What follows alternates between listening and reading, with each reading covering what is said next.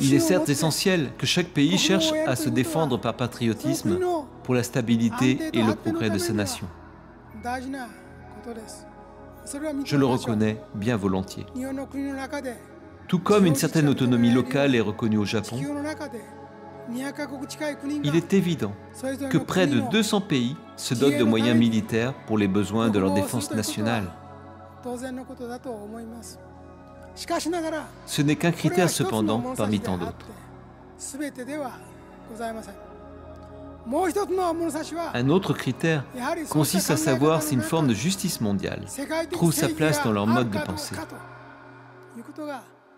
Voilà bien une considération essentielle à mes yeux. Permettez-moi d'illustrer cela d'un exemple.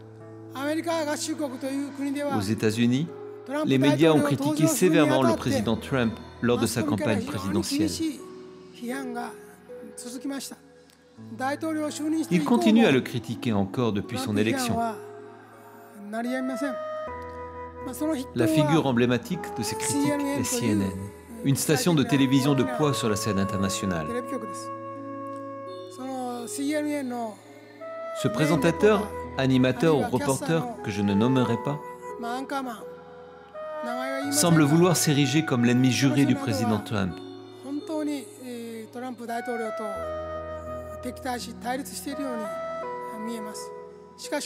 Mais il n'a sans doute pas l'impression de mettre là sa vie en danger.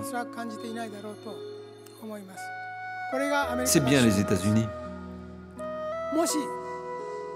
Si quelque chose de similaire devait se produire en Russie, où le principal animateur d'une chaîne comme CNN critiquerait sans relâche le président Poutine, que se passerait-il?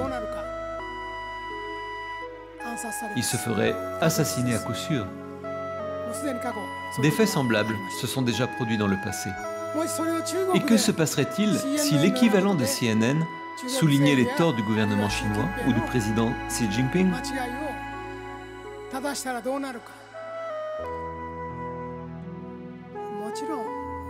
Avec certitude, le principal animateur serait jeté en prison pour y partager le même sort que M. Liu Xiaobo dans le meilleur des cas.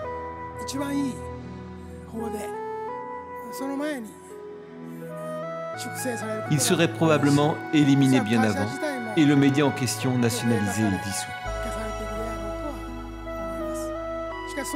Pour autant, Xi Jinping lui-même a été la cible d'attentats à plus de 6 reprises. Il est réputé être le leader chinois qui craint le plus un assassinat. C'est pourquoi il poursuit une attitude agressive dans le rôle d'un leader redoutable.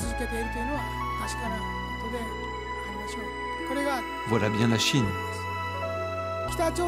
Et la Corée du Nord. Déjà, un média comme CNN ne peut même pas y exister. Regardez dans les médias les habitants de la Corée du Nord. Le seul qui sourit, c'est M. Kim Jong-un. C'est une nation d'un totalitarisme le plus complet, ou en d'autres termes, d'un totalitarisme socialiste. La Chine en est proche. Mais elle permet une certaine forme de concurrence entre puissances, ce qui la rend un peu plus indulgente. Il faudrait encore du temps pour que la Chine devienne la Corée du Nord. C'est une réalité. C'est la différence que nous vivons. La défense nationale, l'amour de la nation sont bien un droit propre à chaque pays. Mais le pays à défendre est-il en phase avec la justice mondiale? Est-il en adéquation avec la volonté de Dieu? C'est un autre repère qu'il nous faut conserver à l'esprit. Si vous deviez renaître à présent, quel pays choisiriez-vous donc? Je vous prie d'y réfléchir attentivement. À la lumière de ce que nous venons de voir, le pays dans lequel vous voudriez naître serait celui où se trouve la justice de Dieu. C'est ainsi qu'il vous faudra raisonner. C'est un choix douloureux à faire, mais défendre votre propre pays implique qu'il s'agisse là d'une nation qui vaille la peine d'être défendue aux yeux de Dieu. Avec certitude, personne ne peut s'écarter de cette règle.